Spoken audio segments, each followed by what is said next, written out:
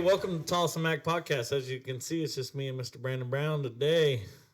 Special shout out to my man Hollywood Yates. He's up at the NFR right now. I think he's doing some singing. He'll be around at some places. You can go to check out his Facebook, social media, see where he's at. But we had some stuff go on today up at the Thomas and Mack. Thomas and Mack, not at the Tolleson-Mack. Not at the Tolleson-Mack. We all good here. Ain't no active shooters in this bitch. Yeah. So we'll make sure of that. But Cesar was actually inside of the Tolleson-Mack.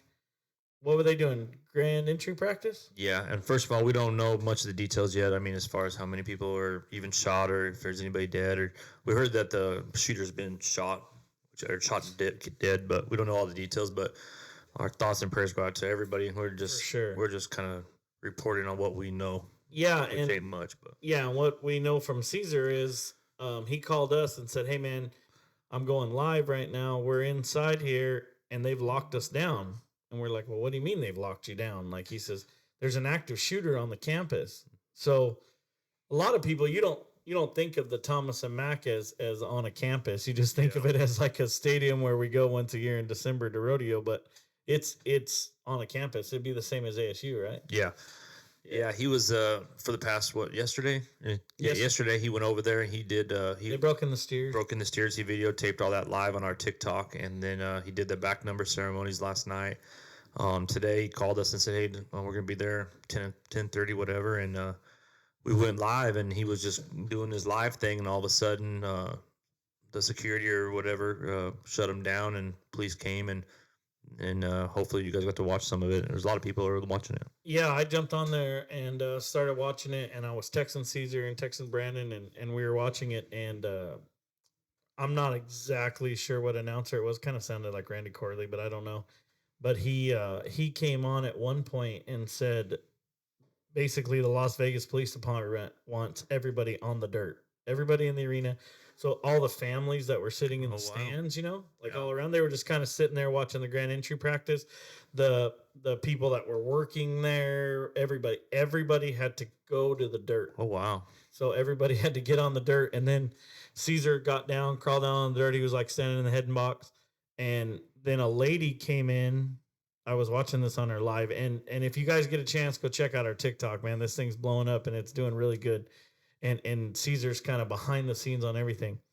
But this lady came in, Cesar panned up to her, and she just was, yelling to everybody. She didn't have a microphone or anything. She was yelling to everybody to exit through the west tunnel. It's being guarded by police, and that's where they can exit. Because, this whole thing was full of horses. Wow. You know how wild the grand entry gets. And so they took everybody out the west tunnel, and then Cesar said they were going through and searching the building. So don't know if there was one shooter, two shooters, whatever's going on. Personal opinion, this world is getting a little wild. That's sad, man. Again, a shooter at a school, basically. Mm-hmm. They're weak. They're weak. They don't. Those shooters don't go and try to shoot up a shooting range. Yeah. They're not shooting anybody that can shoot back. Yeah. So, but yeah, thank God. Our thoughts and prayers go out to everybody. Thank God Cesar was there to kind of give us the 411, because we would have known, right? We'd have been like everybody else on Fox News, like, what the heck's going on? Well, then we have this Tolleson-Mack podcast, and we have TikTok and Facebook and Instagram, and I don't have none of that social media myself. I don't have none of it. So, of course, I'm hearing all about it from everybody. But anyways, I had no idea. Well, you know about it now, and I think you probably know more about it than most people, because you got a guy on the inside. Yeah, he was calling me, and my phone was ringing, but I didn't know. You didn't see it on your own TikTok? No. Yeah, I tried to watch it, and I was the same way. My wife texted me and said, jump on there real quick, something's going on with Cesar, and so then I called Cesar, but yeah, it was pretty wild. And actually, we were going to FaceTime Cesar during this podcast. And he'll probably call in, so we'll probably hopefully be able to cut to that here in a little bit. At some time, we'll put it together or something. And then I think, this is kind of uncharted territory for us, right? We'll give you guys a behind the scenes on how the podcast works. We come over here to the studio, the Buckle Bunny room. We film 1 to 2 podcasts, depending on the people we have set up. And then Craig takes them back, edits them, gets them all together. Everybody checks them out, gives the thumbs up, and Craig puts them out. But during the NFR and during these kind of times that are a little uncertain like this, I think what the plan is, I'll get a nod from Craig, but I think what the plan is he's going to take these right away because we're just going to do these, me and you, take them right home, edit them in his editing room, and get them out right away. Yeah, hopefully that's the plan. We're gonna work, best we can. Hopefully by tomorrow, and then we might be a day behind, but we're gonna try to be as current as possible, and then that way that the stuff that we're talking about is current just happens. Because I don't know about you, but like I get a lot of people that are like, "Man, I watch you on YouTube. I don't have TikTok because it's owned by the Chinese."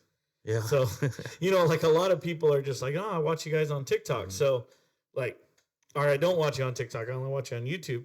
So we're gonna try to get this stuff out as fast as we can on YouTube. And we are leaving the 14th. We're headed to Las Vegas, and we have plans for the 14th, which is Thursday. We're gonna do a couple that night, and then the 15th is Friday, and we have some big guests lined out for that day.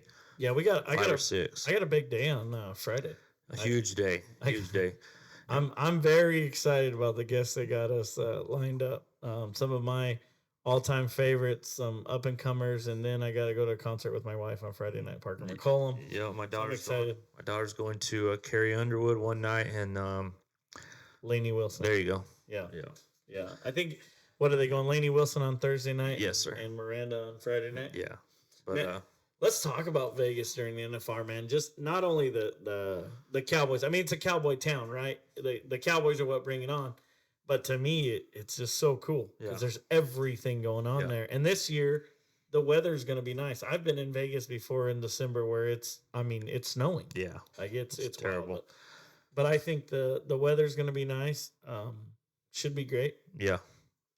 It'll be good. And there's no weather. I don't see anything coming in over there. I don't know. But hopefully good. Did you get to watch much of the lives? I mean, I know you don't have TikTok, but no, I watched a little bit on my wife's phone. We were at lunch the other day, and that's when I text Cesar and I said, "Hey, give her a shout out real quick." And Cesar gave her a shout out. She had no idea, so I owned some points there. I'll tell you what I thought was cool about having Cesar there is, and I'm just gonna use two guys' names. I don't remember the exact guy, but he's like, yeah, Peyton Bray's riding this guy's horse, or it's this guy's horse and he's trying him out. Like, I mean, that's stuff you're only going to see on Tolleson-Mack. You know what I mean? That's as behind the scenes as you're going to get. And I mean, these people, like we do this stuff, and the hardest thing about this for us is getting guests, like a lot of people, they would love to come on. I know people are busy, not just during the NFR, but throughout the whole year. And we try to schedule these guests, and, sometimes schedules don't work out, and, week goes by, a couple days go by before you know it. It's just a constant. So we're just trying to do the best we can by getting guests lined up that you guys would like to listen to. I don't know though. I mean, I'm not here to pat you on the back or pat myself or Cesar or Craig or anybody on the back, but I mean, we did interview Trevor Brazil. Yeah, I mean, we've Kincaid. I mean, which I think is going to put a spanking on him. I mean, you got a side bet. I think Shane Hanshy's going to get it done. Kai Hamilton in the bull riding, that's my dark horse. I don't know why. I just got some faith in that kid. I think he can take him down. But yeah, it's gonna be exciting this year. Yeah, I think it's gonna be super. No, but in this business, it's like unlike any other business. It's what have you done for me lately? People want to say what's next, what's next, what's next. So, we're gonna go as full blast as we can. We hope we'll do a good job for you guys in Vegas, and I'm looking forward to the new adventure. We don't know what we're doing. We're just going over there and we're trying to do it right. We're scheduling people and we're trying to not waste any time while we're there and try to get everything done in the most professional ways possible. So yeah, I think I love being on here. I love being on the podcast. I like getting calls and people saying, "Man, that guy was super cool," or whatever, We get to meet some really cool people, and like I said, I followed Kincaid's career, Clayton Bigelow, both of them guys I followed all since Prescott on, so I know everything. So I can't wait to talk to him. And I was trying to get 8 guests, 6 on Friday the 15th, and try to get 2 on the 14th. So try to get like something like that, or 6 to 8 guests, somewhere in there. And I think we got 4 of them filled right now. We got 4 more to go. So what was your, like, if you look back on it, all the years, and I mean, I know you brought this up a long time ago, but I do remember when we had to wait till like 10 o'clock at night to Mm-hmm. watch the finals. Mm-hmm. So, like all the years that you've watched the finals, what was like your one favorite thing you could pick out of all the years you watched the finals? Oh man, it had to be when Cody O like hurt his knee. Oh, I want to say it was like 97, 98, something when he like that. drug himself. Yeah, Yeah. I mean, just like those years with Cody O, Jared Fred. Brazil, and Fred Whitfield, those were knife fights. And calf roping was like calf roping and it was bull riding, of course, but then that was calf roping right there second. Man, I'm with you, and I mean anybody that watches this podcast or knows me personally will know that I'm on the rough side of the Yeah. arena. But you're right, man. When Cody O and Fred Whitfield would go Mhm. against each other, like that was as good or better than the bull riding. There's some guys that do it in cowboy or and do it in the rodeo, like JB. When his song comes on, Yeah. everybody that's a different. When Cody O goes in there and his song come on is different. When Fred Whitfield raises the roof, Yep. is different. I mean, like that's the. And right now, I think what the people that are kind of doing that is the rights. They got it. Maybe not as flashy. Rocker. I mean, maybe not as the same, but they got the it factor. Just kind of a little different style how they got it. But Rocker, he's more of the Cody O style. He's the throwback. Yeah. He's kind of a throwback to Yeah. an old. So I think Stetson's kind of like a throwback to an old school cowboy where he's a hand. You know what I mean? Like Yeah. how I talk about J.C. Mortensen all the time. Like he's throwback to being a hand, and Rocker's more of exactly what his name is. Yeah. Like he's just rock and roll. Like that dude rides bucking horses because he can ride Yeah. bucking horses. And I think when I grew up, watching the NFR, Cesar. I mean, when Cesar started making the finals, Cesar was one of the most. I'm not just saying because he's on our podcast. Like, there's a reason why he's on the podcast. You know what I mean? Like, that's the reason I gravitated for him. His style, like, he was fan favorite. He was. Yeah. I mean, you know what he was. I mean, mean, everybody knows. Nobody. He had it. He had that it factor. I don't care who you are. Nobody that I've ever watched anywhere in any sport was more focused and intimidating than Cesar Yeah. de la Cruz backed in the heel box with his hat sucked down and his ears blown out and Mhm. just I mean there was nobody like the focus like he was looking at that steer like he was gonna eat it. Oh, he was Like and then when they would play that the Egyptian song or like that you know what I'm saying? Like the intro music. yeah, like the music for him, like it was like the Egyptian because he was Hail Caesar, that they would play that song. Like I can still hear it now. I don't know how to say it, but it was the guys that know it. The Navajo Nation knows who I'm talking about. Oh, You know what I I mean? know Like what's up. a lot of people know who we're talking about, but he had it. He was Junior Negata before Junior Negata. Yeah, and I mean I really like Junior, but I mean I think some of them guys I mean roping second to none. Yeah. Right? There's a lot of guys we can say that about. But like you were saying, somebody you can get behind, Mhm. like you can get behind Cody O Yeah. when he roped. You could get behind Cesar when he roped Yeah, because it was just rank. yeah, You know what I mean? It's just it felt Yeah. like you were in the knife fight with him. Yeah. Like you were backing him up. so. absolutely. That's when I found out like Caesar did lessons at home. I came back to roping. I didn't know nothing about it, and when I found out that you could have Cesar de la Cruz come to your house, I was like, really? Like, Yeah. and I'm a geek, I'm a fanboy just like everybody else is doing it too.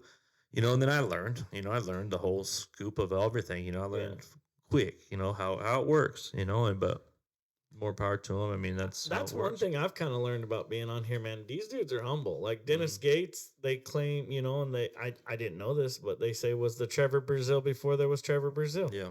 And that dude is, I mean, we could roll back through recent calls. Mhm. And I mean, I talk to that guy a couple times a week. Yeah. And we talk about nothing. Yeah.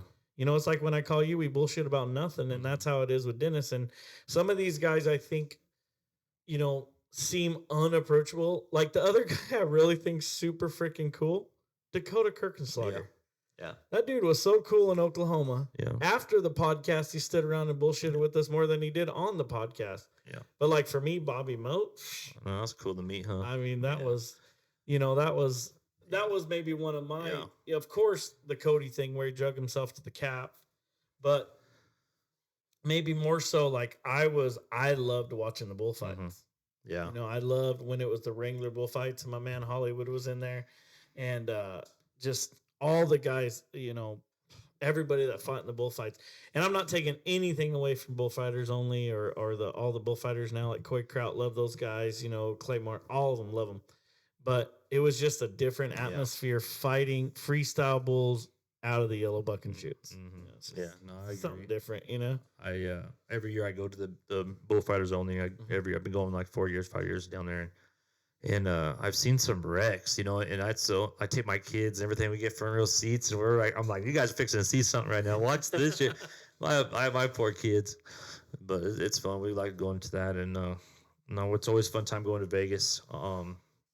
It's just fun to go to Vegas. It's old. Like I'm about a day and a half, 2 days. And I'm a 2-dayer. Yeah, I'm a 2-dayer, but I'm a 2-dayer 48 hours. I'm not probably losing many of those hours. Yeah. Like I don't sleep many of those hours, but I'm a 2-dayer for sure. That's how I before I forget, I want to give a big shout out to Tanner Baldwin and Little Mike. Dude, put it on them. That's what's up. They put it on them the other day. It was 40,000. It was cool 20, man. No big deal. Big shout out. Well, and I mean, you know, 20,000 for your 15th birthday. Yeah, and it was his birthday. Happy birthday. Happy birthday, Little Mike. Yeah. And I don't even know if we can call him that anymore. No, he ain't little shit. Shit, he's bigger than us. But and then big shout out to Tanner. He has a hell of a nice place down there, and he's got his outside horses. He got it going on, and he's. You know, I never knew Tanner until you introduced me to him, and man, I really like that guy. Yeah. No. You know, he's one of the he's the same kind of guy. If you didn't know him, you'd be like, man, that guy's an asshole. Mm-hmm. But then once you get to know him, you're like, this dude's cool as shit. Yeah. You call him for anything. You know, hey, I got a flat tire in Vail. All right, I'll come help you. I would say 4 years ago, that boy pulled up in this driveway right here at Tolleson-Mack, and he had his horse trading. He was living in that thing. You know, he just got done rodeoing, and he pulled out to the back of the arena, and he plugged in, and he started helping me. We moved over to the feedlot. He moved in that house. He stayed there 2-3 years, probably like that. And now he has his own place, and he has, man, what he came from when I seen him for the first time in a short period of time, about 4 years, man. I can't brag enough about that guy, and that's because of hard work. He wakes up early. He takes care of horses like no other business. Like he's really the real deal. So if you have any horses and you need a road or take care of, he takes them. Yeah, he does do a good job. He does good, but I just want to shout out him. That's a huge win. He actually won this same deal a year ago with Nano Garza. Really? Yeah. That's cool. So he's a two-timer on this one. Two-timer? Yeah. I want to give a shout-out to Trent Pettigo and Josh Peterson. Yeah, I saw that too. See that? Yeah. They won the 9.5. I think they split like 12, 13,000. I saw that. But I can honestly tell you, Josh is a hell of a healer when he wants to heal. I know Josh real well. He does good. He ropes a lot. Rides some nice horses. Works there at Arlington Cattle Company. But one thing I can tell you about Trent Pettigo, I don't know if you know Trent very well. No. Trent is a like how we talk about a student of the game, you know, on here. You know, some guys come on here and they can just rope, right? They can just rope, so they go rope. Yeah. Trent is the guy that when you watch him rope, it is the same exact run every single time, same amount of swings, same amount of strides on his horse. Everything, and he handles cattle so nice when you're healing behind him. It's just it's a day off, really.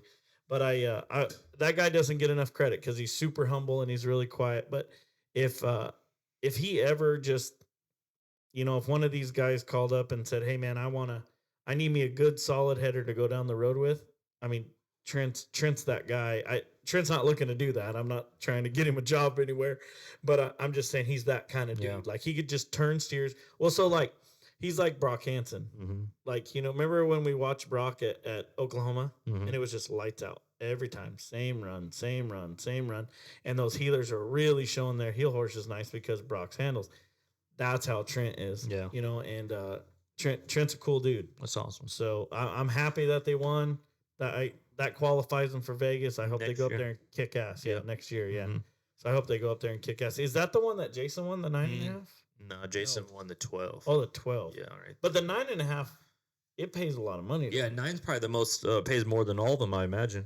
Yeah, because, I mean, that's the most people, right? Yeah. I was going to say what the 8 pays. I forgot. I just saw the deal they sent it, but. Oh, really? But I bet you that one, too. No, the 9's, I'm pretty sure 9 and then 11 are the two biggest ones, I believe. Oh, really? And then the 8, then 7. They even have a 7 this year. I didn't know that.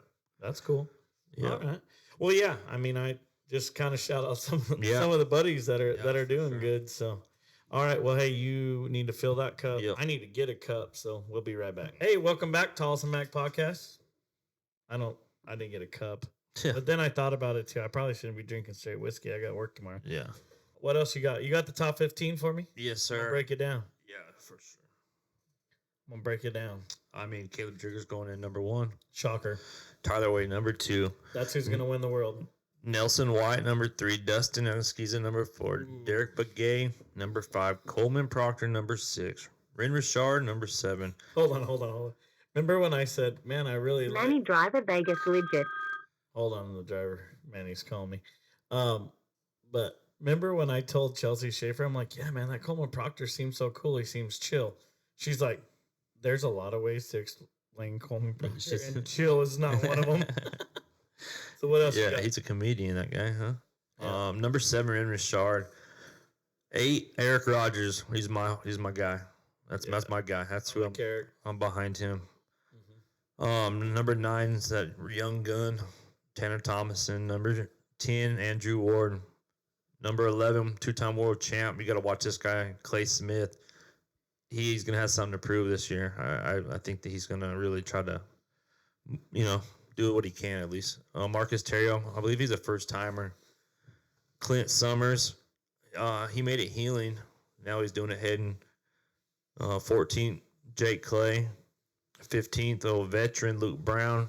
My cousin, maybe uncle down the line, something like that. I'll claim him. But that's the top 15 headers. Yeah, I like I said before when we were on here with Dennis, my pick's T Wade. I just think he's gonna do it. I don't know why. He's a stud for sure. I just think he's gonna do it. So let's talk calf roping, huh? You want to do the healers real quick? Yeah, let's do the healers. Sorry. Yeah, no, that's cool. The healers real quick.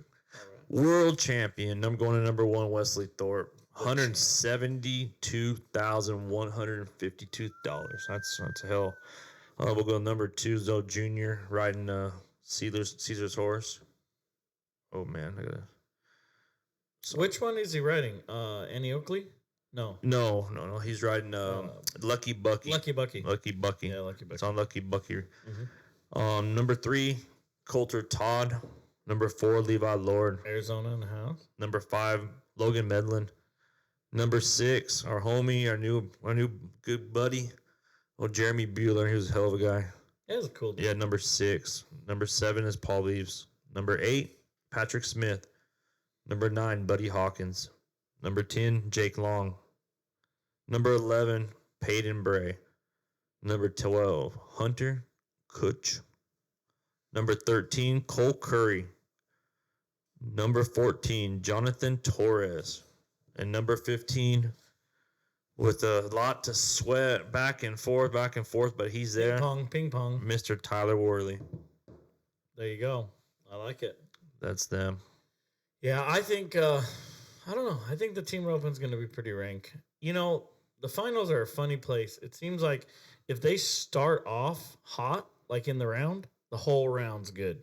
If the first couple of guys miss, it looks like amateur hour. Yeah, it sucks sometimes, but obviously we're just outside looking in, but it's the most, they're all going for it. I guess everybody looked at me like I got 3 eyes or something when I said, man, was there ever a scenario where you'll go try to be 5 on 10 of them and win the $70,000 it is for the average? And everybody's like, no, I get that, you're there, you want to win a go around, you want to do that, but to win the NFR average, that's not a bad that's a hell of a thing. At the end of the calculation, when they get over there and Joe Beeves like in the 8th, 9th, 10th round, and he's making his predictions, and he's going, man, this guy's sitting 3rd in the average, still got 3 to go, 2 to go, whatever.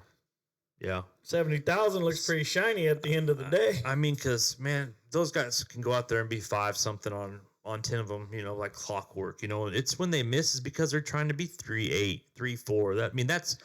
Those guys are so talented with the rope. All of those guys. I hate to say this, but like somebody like Dustin Nesson-Squeeza, whatever, however you say his name, if I screwed it up, if he misses twice, he's to me the most fun to watch. But he's going because once he misses twice, he's out of the average, and he's going for day money. Yeah. And it's from the box at the back of the box. It's like T-Wade, same thing. Yeah. That's why I like T-Wade. Yeah.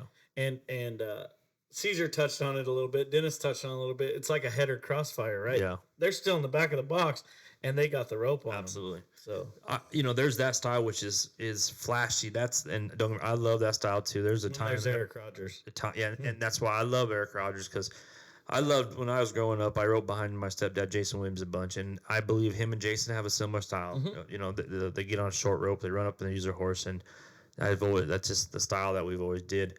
And he still is the same.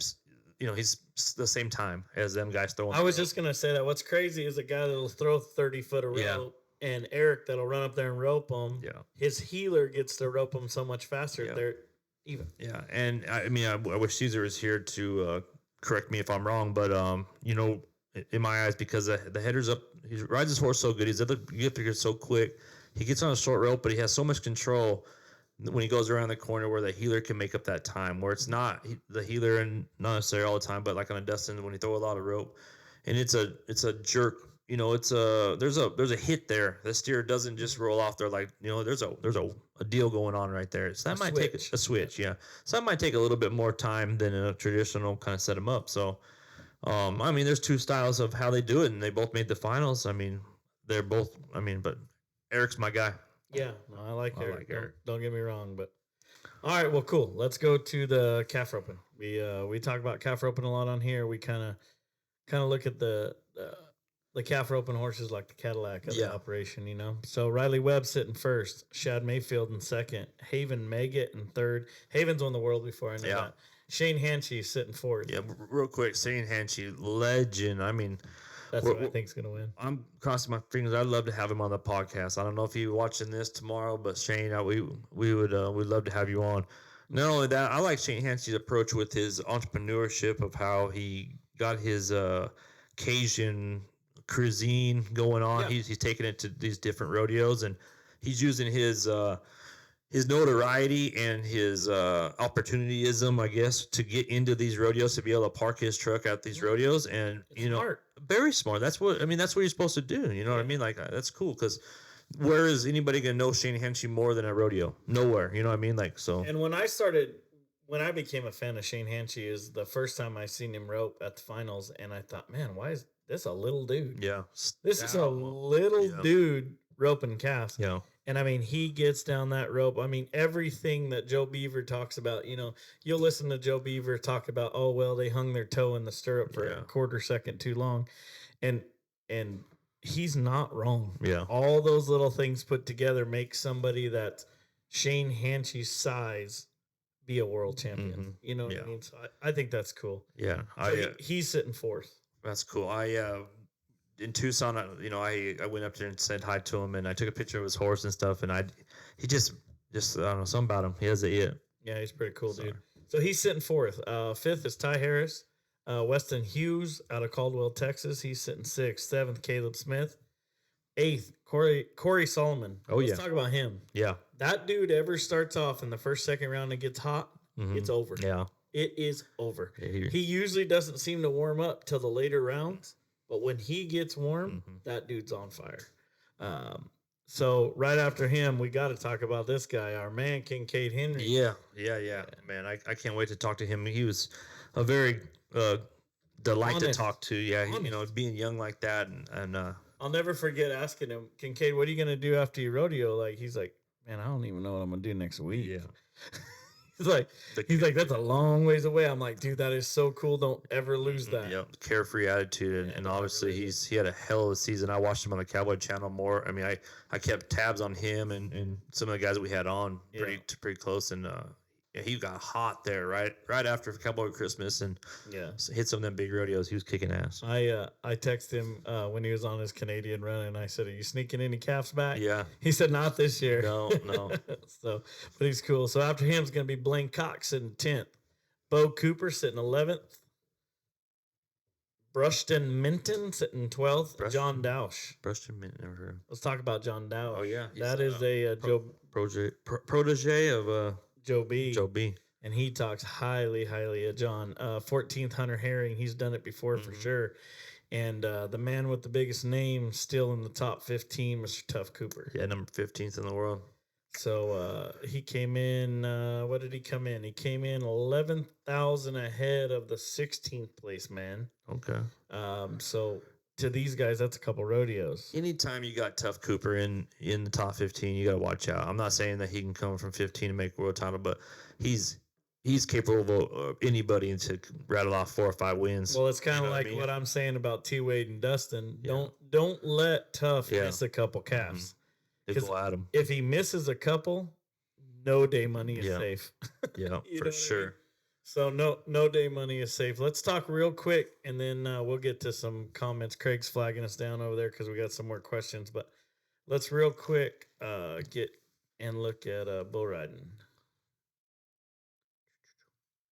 All right. So Stetson Wright, obviously, he's sitting first. He's got 368,001. Jeez, a wheeze. Yeah. Kai Hamilton's sitting second. He's got 254,001. Ain't too shabby. Everybody's looking at me like I'm crazy, but for some reason, I think Kai Hamilton can get it done. Josh Frost is sitting third. Tristan Hutchins, he's out of Montana up there, right by Andy, not far from Andy's farm, up in Idaho. He's sitting fourth. Number 5th, Trey Halston, Creek Young, Hayes Wright sitting 7th, T. Parker sitting 8th, Trey Kimsey, Sage's little brother, who is Sage. This is an interesting tie. Did you know this? Trey and Sage are Hollywood's nephews. Hollywood Yates' nephews. So that's cool. Sage Kimsey sitting 10th. Jordan Hansen 11th. Jared Parsage sitting 12th. Cody Teal 13th. Which Cody Teal's a hand. Yeah, he is. Is he from Arizona, right? Bryan, Texas. Oh, I'm sorry. But he did live in Arizona, I think. Jeff Askey 14th. Colin Teffler, Plant City, Florida. Yes, sir. And I would like to ask Cesar. That's what I was going to tell you. He said he can call in right now. Yeah, tell him to call in because I have a great question. I want to ask him if the number 16th guy goes, because I think the number, tell him to call my phone. Yep. Put him right on. I think the number 16th guy goes to the NFR in case one of them gets hurt. Yeah. I'm not sure how that works, but I think Cesar would know because let's face it, like Cesar's a roughie at heart. So. And how about my man JB Mooney with a broken neck, rodeo half the year, end up 20th in the world? But my real boy, my heart, my homie, JC Mortensen ended up 23rd in the world. Pretty good, huh? Hell yeah, it is. Heck yeah. Yeah, and he got hurt. He was telling you all about tearing his shoulder out. Yeah. That is somebody, JC Mortensen, if he can ever stay healthy, watch out. Yeah. I mean, he'll burn it down. Yeah. And he'll go at him every single night like he got bucked off last night. Yeah. I promise you. No, I saw it in his fire. Just his work ethic up there. I saw what he's doing. Yeah, you've seen him put that whole arena together and everything. I kind of like going through these like Roscoe Jarbro. He finished 30th. Parker Bredding. Parker Bredding one year bucked off all his bulls at the NFR, and I think I had a little bit to do with that because me and Parker, we went out and had some fun. Oh, yeah? We had a little fun before the rodeo started. And they couldn't find him for a couple days. Yeah, but anyways, he had some issues. But anyways, he's my buddy, and he finished 28th in the world. Let's see, who else on here do we know? Before? Tyler Bingham, he's good. He finished 42nd in the world. While we're waiting for Cesar to call in real quick, let's talk a little bit about that Pro Bull Talk. Your buddies over there in Oklahoma. We've been trying to shout out to them. We've been trying to get out there to see them guys, but we just been tough. But we like what they're doing. I mean, I love listening to their conversation just because it's from a different world from us. You know what I mean? Like, I love listening to the Cody Hart. But like, it's even like their conversation, but it's the same shit we got going on here. It is. The same shit, but just the way they talk and everything's a little different. But I'm sure they think we're different too. You know what I mean? But I love Cody Hart though, because I mean, Cody Hart literally 100% in the bull riding game has been there, done that twice. Yeah. His brother's still doing it, and he's. I like the no give a shit attitude. He has no affiliation to nobody. It's like. When I talk to him on the phone, he's like, yeah, it's like when I talk to you about the PRCA, because honestly, I have no affiliation to them. I understand when people come on our podcast and they can't be like, the PRCA needs to do this and they need to do that. Well, they can't say it, but we can. Yeah. And I think that's that's kind of what it gets back to. Our little motto for our podcast here is "Real guys, real talk." And that's what we do. So. He has a guy on there, and they announce all their names in the beginning of the show. I'm not exactly sure which one it is, but the older gentleman that sits over there, I don't know who his name is, but he's funnier than sometimes. Shit. One time he had David Barry on there, and David Barry goes 90 all the time, so he's cool as shit. Yeah, they've had some cool dudes on there, and I like what they're doing. I know they had some issues in the beginning. It was called something else. Yeah, we don't even know what it was called before. Now it's called Pro Bull Talk. Now it's called Pro Bull Talk. So go check them out. Look them up. Like, subscribe. I mean, that's something else we need to talk about too. So I get a lot of people, and they say, "Yeah, we really like your podcast. We check it out all the time." And I go, "Well, did you subscribe?" "Well, no, I don't want to put in my credit card information." I'm like, "You don't have to." Yeah. You hit the subscribe button. It doesn't cost you a dime. So, I think that'd be cool if you guys did it. It definitely helps us and makes us, keeps us hooked a little bit. Well, and it helps. Yeah, it helps us know that we're just not sitting here talking to ourselves and hanging out with Craig. Although Craig's cool, but you know what I mean, right? You love him. You love him like a brother-in-law. Yeah, he's my brother-in-law. That's what I say about my brother-in-law. Man, I love that guy like a brother-in-law. Oh.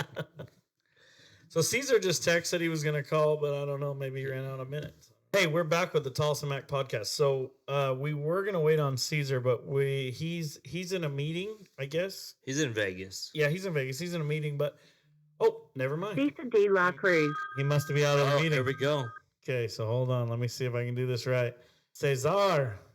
What's up, Brandon? What's up, brother? Hey, you are. Let me get the screen recorded. What's up, Cesar? Here. What's up, Brandon? Brandon in the house. Yeah, What's up, boy? How are you?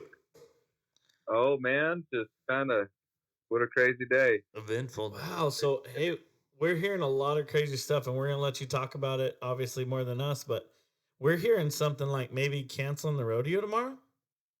You know what? I heard that they were just thinking about. Like I said, this is still kind of up in the air, but I heard that they were thinking about rolling a day back. So instead of starting tomorrow, they'll start on Friday, and they'll end the rodeo on a Sunday.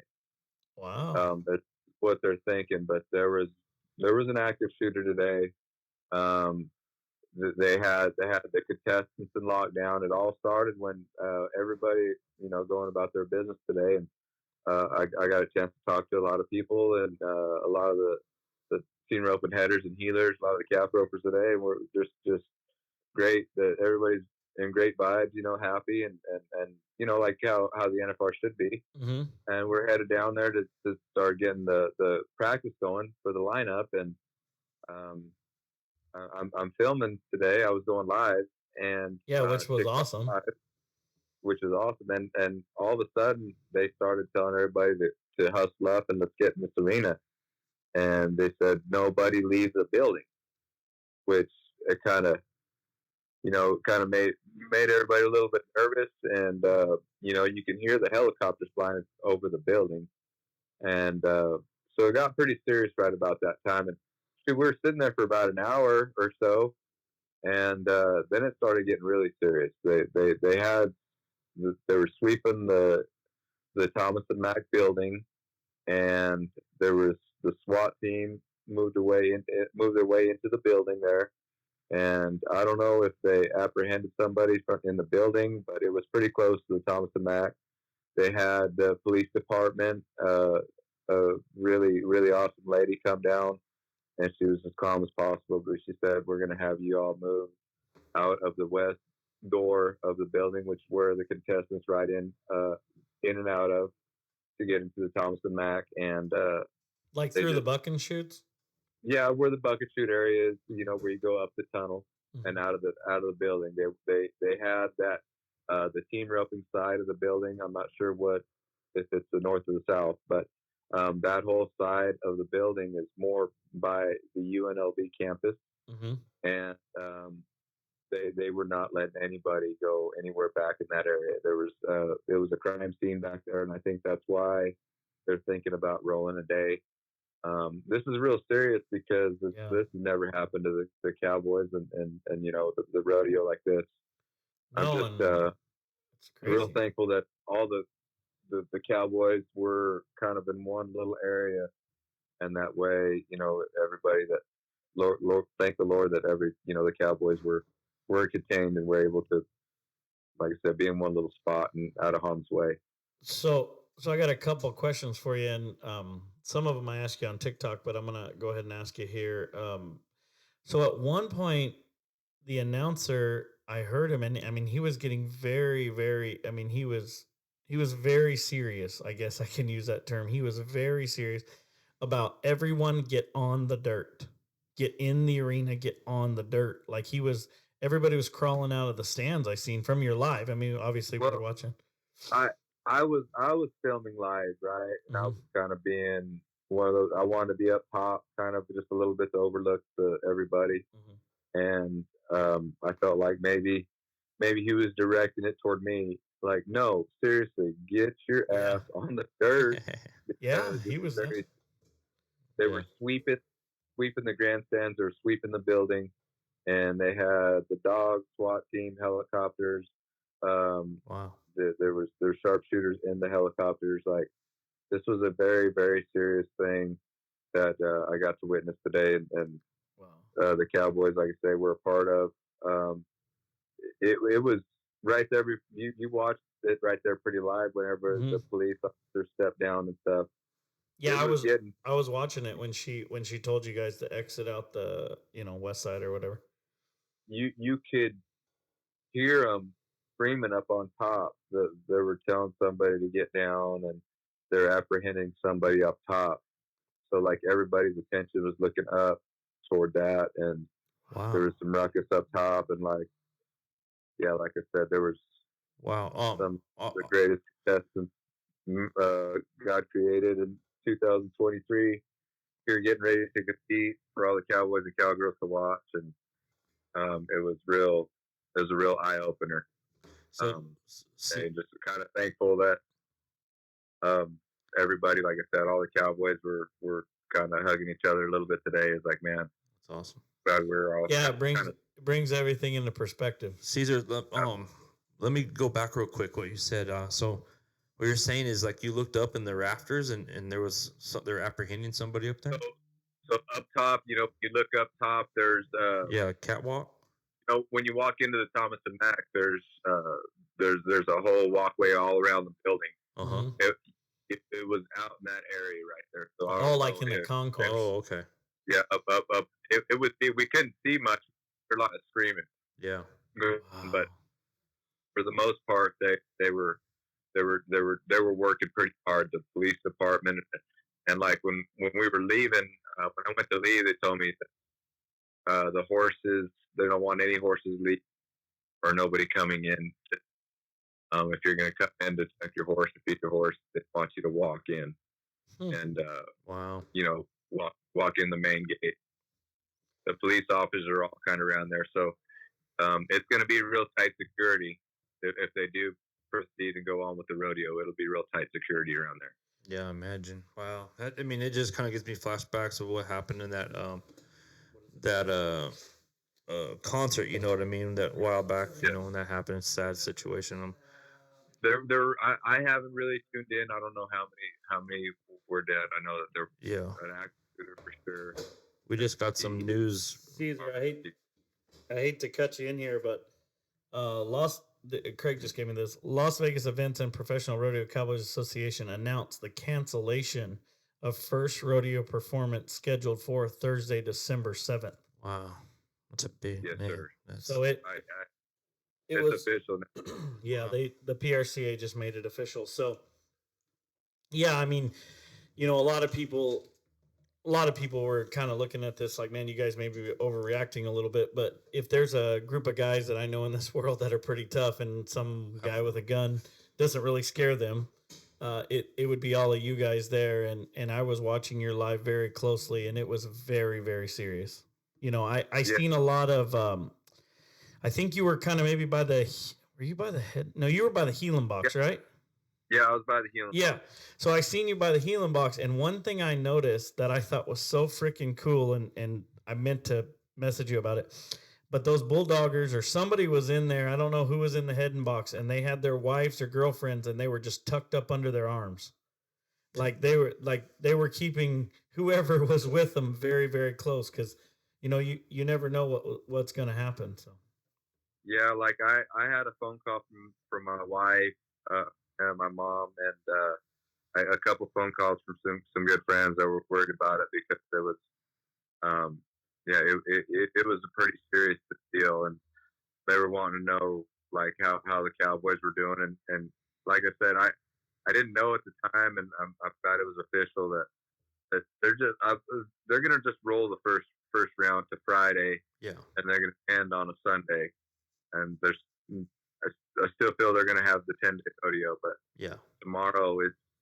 they need to the police officers need to do their job and clean up over there.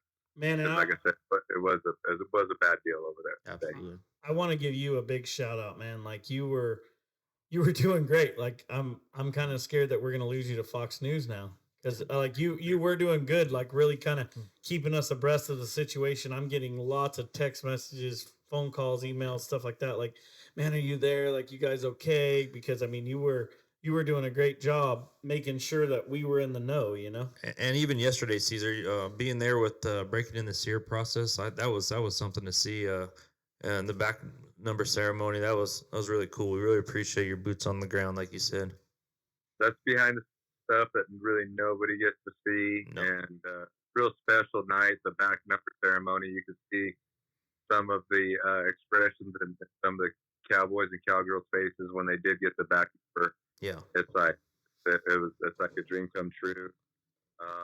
Yeah, it's a really cool night to be there and to be a part of it. And yeah, breaking in the spirit, you really can appreciate what goes on in the production of this, and like they try to put the steers together according to certain pins and stuff, and yeah, they have all the 15 headers and 15 healers there trying to make it even for each other.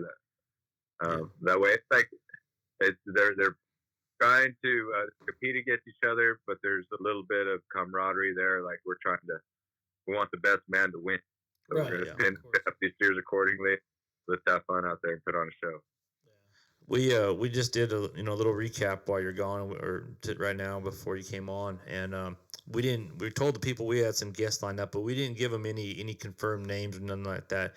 Is there out of what you know, is there one of them that you could confirm for us, maybe one or two that we can give the viewers a look out? Man, I just talked to Shad Mayfield today. He was going to be able to come on. We have John Dowsh. We just talked about John Doe. Hell yeah. Yeah, I really like that guy. Yeah, me too. See his house and how he prepared. Him and his brother, really talented ropers, and we're hoping to have Peyton Bray on, Eric Gay, just to name a few. Yes, sir. One of my favorite Cowboys. He's real quiet and he don't really say a whole lot about it. But Caleb Schmidt's gonna be on. He's one of my favorite calf ropers. Heck yeah. He's etched himself as one of the greatest of all time. So we got a real cast of great Cowboys and Cowgirls coming on next week, and I really look forward to talking to a few of them and getting you guys out here, getting the Tolleson-Mack team out here, and getting to see what Vegas is all about, kind of get that atmosphere going over here. Well, we will. Vegas has it's just awesome out here. Like it was funny how in that building there was just a few people over there, and it's like you can go from the highest to high to the lowest to low. Yeah. It was wild watching that. Energy about that building. It just brings all the energy to it. Like, so like everybody's like a little bit scared and like you could feel that in that building. Yeah. And then whenever they said, okay, you guys can go out here, you guys are okay, but you guys need to go this way, you can feel all of a sudden the energy in the room was like a bunch of relief. Yeah. Could you see it? There's so much excitement in that building. That's wild how it can bring all that the worst or the best. When the fear was going across that energy in that building, you said there was horses in there with you too. Was there any? Could the horses feel it? Was there any like giving some problems, or everything was cool? They were just there were so many of them in that little building right there. They were kind of getting tired of each other after a while. I But imagine. no, they were really glad to get out there. And Yeah, and like you said, I was thinking that too, man. When I was watching it, I was thinking, oh, damn, all these horses are tied Yeah. to the fence. Mm-hmm. Somebody pops a shot off inside that building, it's going to get crazy. Yeah. yeah, for sure. And like I said, they had everybody on the ground level right there. They wanted everybody in the air. So you're right. If there would have been something go bad, they're best horses in the world right there. But at the same time, they are animals. Yeah. Yeah. That was kind of a scary situation. Absolutely. All right, man. Me and Brandon are holding it down over Stay here safe.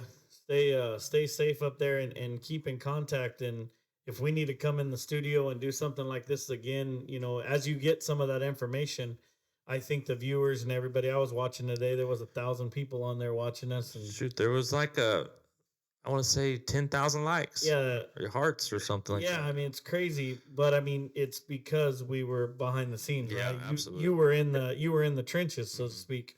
Yep. So, if you hit us up and you think we need to come in here and do this again, we will gladly jump on it. If not, we'll see you when we get there. But man, I think keep up the good work. I think you're kicking ass up there. Really appreciate it. Sounds like a deal, and be on the lookout for Benny Mosley. He's going to be helping us out this week too. Okay, cool. He's helping Jeremy Bueller out. He can get us a lot of the stuff that nobody gets to see. So be on the lookout. Yeah, we're about. Big shout out to Benny.